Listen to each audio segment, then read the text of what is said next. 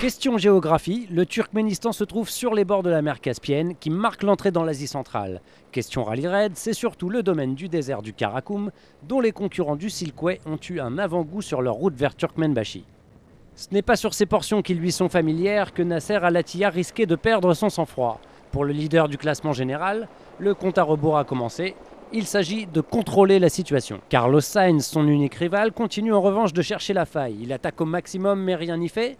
D'après les temps enregistrés au CP2, il reprenait virtuellement 5 minutes 16 à El-Attiyah. Mais sur la fin de parcours, le Qatari a considéré qu'il était temps de stopper l'hémorragie.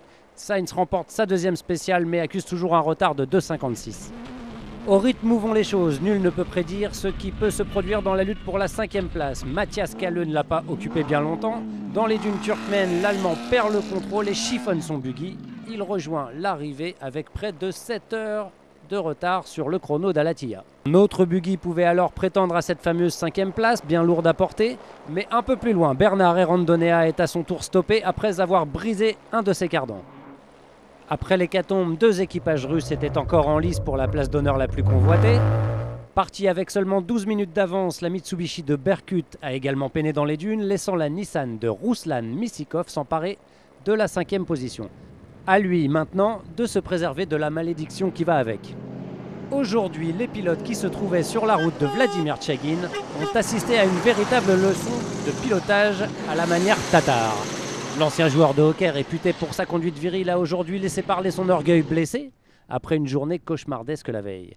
Résultat, après avoir dépassé et même enfumé plus de 10 voitures et camions, le Tsar signe le meilleur temps du jour. Firdaus Kabirov, distancé de 27 minutes sur le classement du jour, a opté pour une stratégie de contrôle dynamique. Le leader du classement général rajoute même 8 minutes à son capital temps par rapport à son premier poursuivant.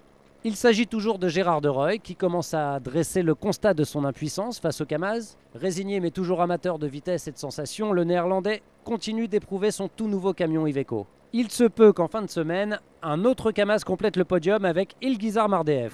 Engagé comme camion d'assistance rapide, le 207 est récompensé de sa régularité. Il subtilise la 3e marche du podium à Laszlo Price, qui alterne chaque jour le meilleur et le pire. Aujourd'hui, c'est une pièce à changer dans son système de direction qu'il a bloqué pendant 40 minutes. 5e aujourd'hui, Eduardo Nikolaev est également 5e au classement général et complète la série Kamaz.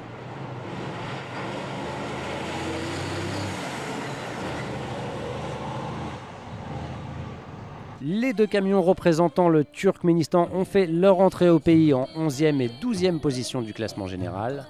Ils quitteront comme tout le reste du rallye Turkmenbashi pour Balkanabad après une belle excursion dans le désert du Karakoum.